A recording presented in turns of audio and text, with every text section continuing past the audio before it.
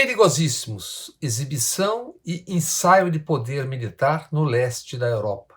Exibição com avanços e recuos, recuos e avanços também na retórica. Depois de ultrapassadas as linhas dos que têm arsenal nuclear para destruir toda a Terra, alguns recuos, ao menos na retórica. Avanços e recuos na retórica da Rússia e dos Estados Unidos. O perigo não é apenas para os envolvidos diretamente. Rússia, com a Crimeia anexada em 2014, Ucrânia e Estados Unidos. E boa parte da Europa a ser arrastada se passassem da exibição retórica e ensaios para algo além. 30 países integram a Organização do Tratado do Atlântico Norte, a OTAN. Arrastados inicialmente seriam os países líderes, os que estão na infantaria da OTAN na Europa e na América do Norte. No entorno da Rússia, só para lembrar, a ex-poderosa União Soviética, 16 países falam russo ou também russo. E histórica declaração conjunta de Putin e Xi Jinping na semana passada. Quase meio século depois do reatamento China-Estados Unidos, Estados Unidos e China no encontro de Nixon com Mao Tse-tung, China e Rússia num paderê na geopolítica. E nisso, quem embarcou para a Rússia? O grande mentecapto e alguns dos seus militares. Alguns dos militares que pariram e desgovernam o Brasil com o grande mentecapto. Logo na chegada a Moscou, humilhação, informou Jamil Chad.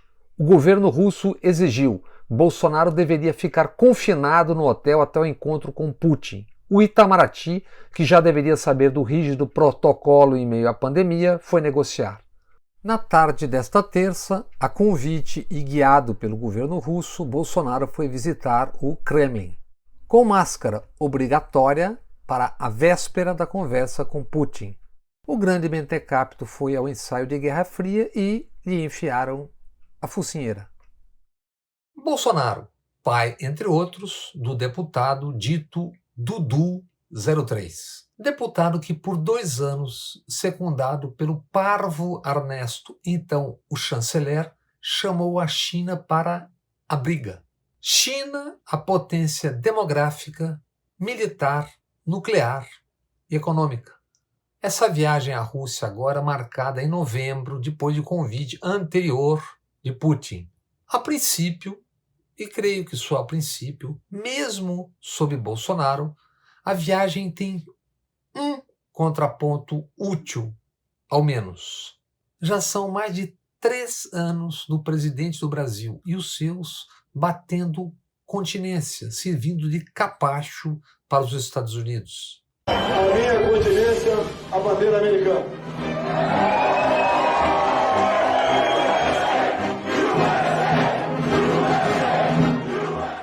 Então não faz mal esse Brasil sob Bolsonaro sugerir que, ao menos, limpem os pés antes de pisar. Uma ida à Rússia é algo que sempre incomoda. Mesmo com o mentecapto e os seus, o Brasil segue sendo um gigante na América do Sul, na América Latina. De conversas e gestos iniciais ainda em 2006 entre os chanceleres Celso Amorim e Lavrov, o russo, nasceria em 2011 o BRICS. BRICS, organização com um banco e tudo do Brasil, Rússia, Índia, China e África do Sul. Bolsonaro e sua catropilha foram até agora a negação do BRICS e também do Mercosul. Mas como o Cramunhão é quem é, essa viagem à Rússia agora não foi desmarcada, mesmo em meio à crise, tamanha crise depois iniciada. A comitiva brasileira em si mesma já carrega um paradoxo. O ideário dos passageiros é um fóssil da última Guerra Fria. Excursão à Rússia capitaneada por militares russofóbicos e tietes dos norte-americanos. Se não participantes, defensores da última ditadura no Brasil. Na lógica dos passageiros, aquela ditadura que durou 21 anos para impedir que tivéssemos uma ditadura. Uma gente que defendeu, defende e festeja tortura e torturadores, a começar pelo presidente da República do Brasil. Bolsonaro, um símbolo e representante entre deles. É fascista, racista, homofóbico, misógino. Não fosse o prontuário ideológico de alguns dos comandantes dessa tripe, se poderia ver este voo, ida e volta, como uma caricatura. Uma coisa assim, meio Forrest Gump, meio um convidado trapalhão. Mas não dá, porque eles são perigosos, nocivos e os riscos são grandes. Alguém de vocês, amigas e amigos, tem dúvida? Desta viagem, fruto imediato ou posterior, sairão assombrações e mentiras dos aparelhos comandados pelo Carluxo e nada bela companhia. O Telegram foi fundado pelos irmãos Nikolai e Pavel Durov. Sistema de mensagens hoje já ancorado em Dubai, o Telegram aceita grupos com até 200 mil usuários. 200 mil usuários num só grupo. Imaginem o estrago. Depois de flagrados naquela picaretagem toda no WhatsApp durante a eleição de 2018, os bolsonarentos rumaram para o Telegram. E lá estão estacionados com estímulos frequentes do presidente da República. E o ministro Barroso, por exemplo, e o Tribunal Superior Eleitoral, o TSE, por hora seguem tratando o Telegram com palavras. O ministro Barroso disse ao jornal O Globo: "O Brasil não é a casa da sogra para ter aplicativos que façam apologia ao nazismo, ao terrorismo e ataques à democracia, etc." Portanto, embora todos já saibamos, tendo visto o que vimos em 2018 em relação ao Telegram, por ora, palavras. Palavras, enquanto na direção geral do TSE foi enfiado um general Fernando Azevedo, e isso num decisivo ano eleitoral, com Bolsonaro de volta às insinuações golpistas de fraude via urnas eletrônicas. Fernando Azevedo, o ajudante de ordens do Collor presidente até o impeachment. 31 de maio de 2020. Ao lado de Bolsonaro, num helicóptero, o general Fernando Azevedo sobrevoou uma manifestação em Brasília. A manifestação, com cartazes e com gente berrando em fúria, cobrava intervenção militar e AI-5. E o general Azevedo, então, era o ministro da Defesa do governo Bolsonaro. O mesmo general Azevedo trabalhou na presidência do Supremo Tribunal Federal. Presidente do Supremo Tribunal, o ministro Dias Toffoli nomeou o general Azevedo como seu assessor. Isso no dia 13 de setembro de 2018, há exatos 25 dias da eleição presidencial. E Azevedo foi nomeado por Toffoli por indicação do então comandante do Exército, general Vilas Boas. Vilas Boas, o mesmo que por 2 vezes, no mesmo 2018, ameaçou o mesmo Supremo Tribunal Federal para que decidisse pela prisão e manutenção de Lula preso naquele ano eleitoral de 2018. O general Vilas Boas, então comandante do Exército, depois confessaria a intervenção na sucessão presidencial. Confessou em um livro e em um tweet endereçado ao ministro Fachin do Supremo Tribunal, e ao ministro no tom de provocação e deboche. À época do general Fernando Azevedo no Supremo Tribunal, inevitáveis os constrangimentos. Em viagens, ministros do STF se viam cobrados a explicar para colegas de tribunais estrangeiros o que fazia um general plantado na presidência do Supremo Tribunal Federal do Brasil. O general Fernando Azevedo, agora diretor-geral do Tribunal Superior Eleitoral. E Bolsonaro, em Moscou, na quinta-feira, deve ir à Hungria para encontro com um semelhante. Viktor Orbán, extrema-direita, xenófobo, misógino, algo eurocético, busca acuar e censurar a imprensa, etc. Uma espécie de Damares de paletó e gravata, mas sem Jesus na goiabeira. Em abril agora, Orbán tentará ser primeiro-ministro pela 4ª vez. Nesse périplo Moscou-Budapeste, o general Braga Neto, ministro da Defesa. A propósito, o que pensam os militares, essa geração de militares, sobre o futuro a médio e a longo prazo? E sobre o presente, o governo que tanto trabalharam para eleger e o qual ocuparam? O que pensam sobre tantos recordes? A caminho de 640, depois 650 mil mortos no genocídio Covid. Recordes brutais e seguidos de desmatamento na Amazônia. Recordes de importação, liberação e uso de venenos agrotóxicos. Recordes de feminicídios e assassinatos de LGBTQIA+. Recordes de homicídios contra o conjunto de lideranças sociais. Ambientalistas, sindicalistas, ativistas sociais de qualquer latitude e longitude. Na última quinta-feira, Engenho Roncadorzinho, município de Barreiros, Pernambuco. Pistoleiros atiraram no presidente da Associação de Agricultores Familiares. Feriram o presidente da associação, Giovanni da Silva Santos.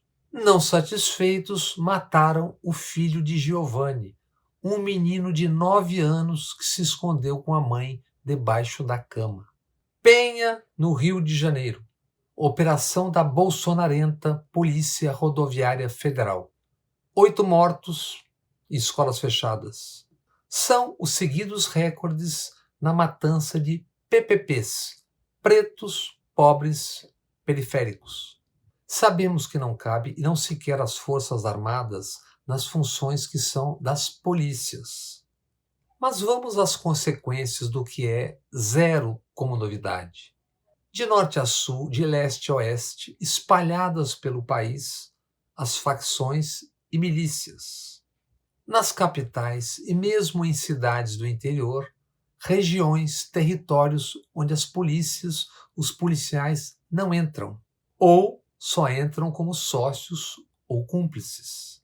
No Rio de Janeiro, por exemplo, estimados 57% da cidade do Rio estão sob controle das facções, das milícias, do crime organizado.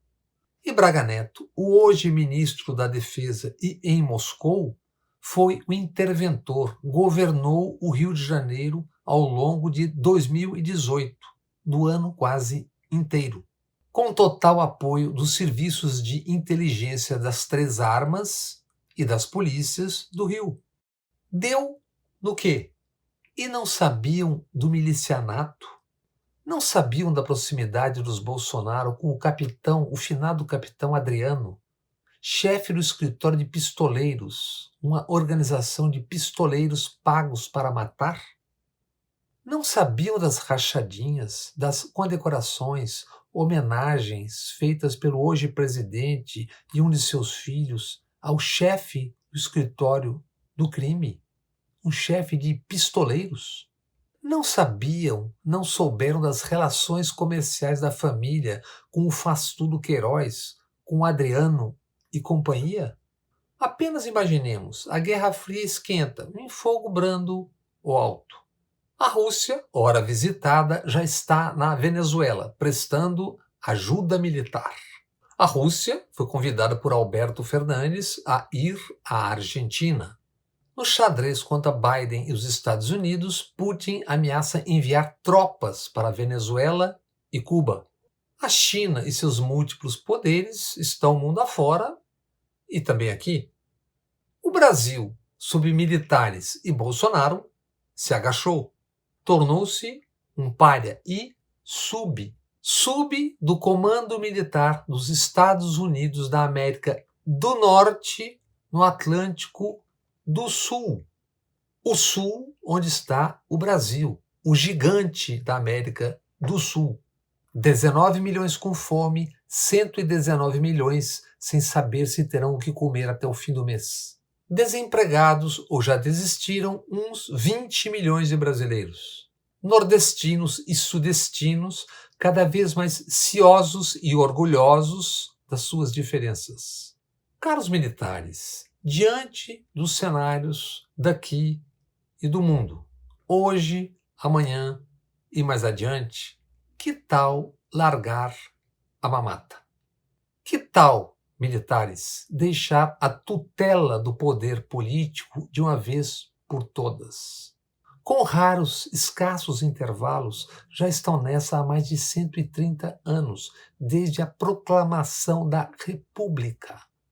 Hoje, milhares de empregos no governo federal, nos governos, salários e negócios fáceis.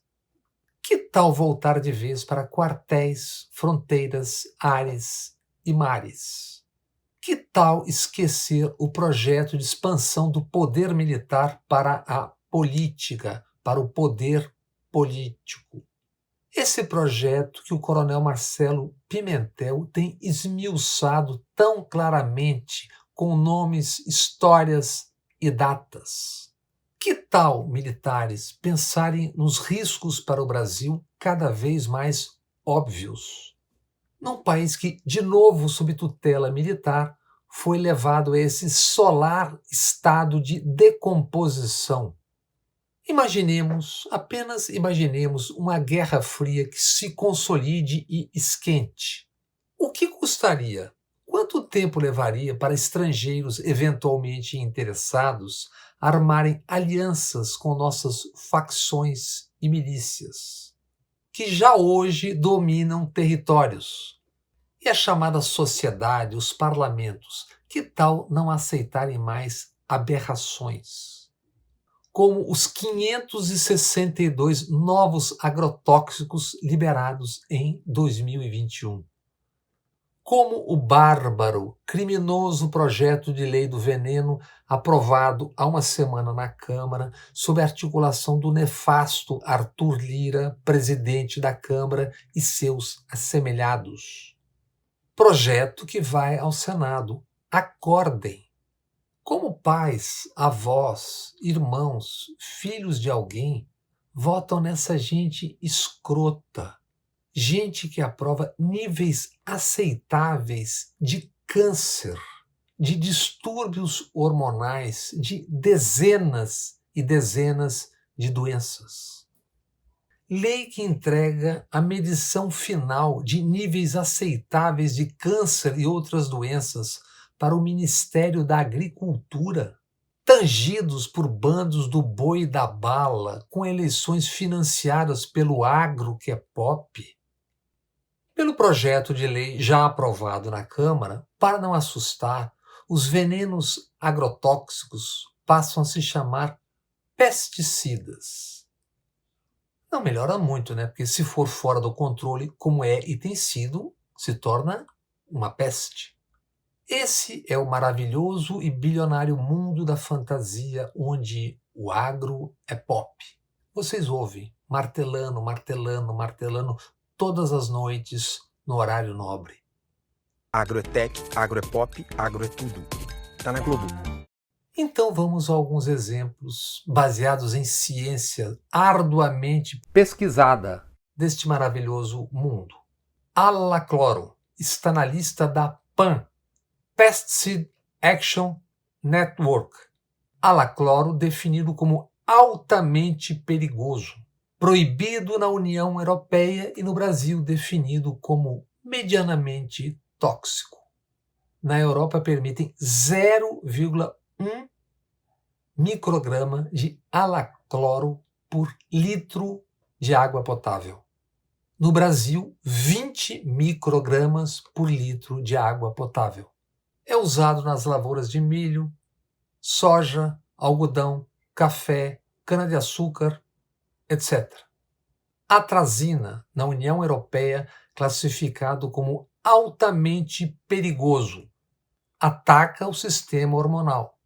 No Brasil, autorizado como medianamente tóxico.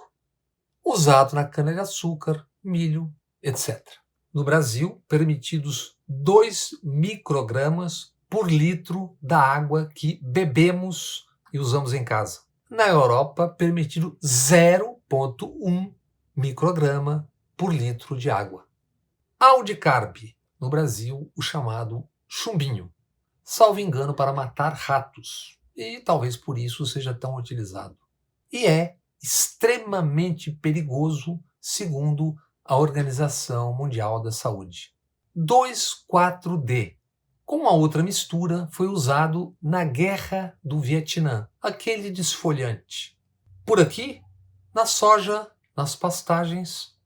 Para começar, estes são só alguns exemplos, uns poucos, num país, o Brasil, que importa 30% dos agrotóxicos proibidos mundo afora. O Brasil é o maior importador de agrotóxicos do mundo. Ninguém é contra o uso dos agrotóxicos, mas não se pode usar agrotóxicos desta forma, indiscriminadamente.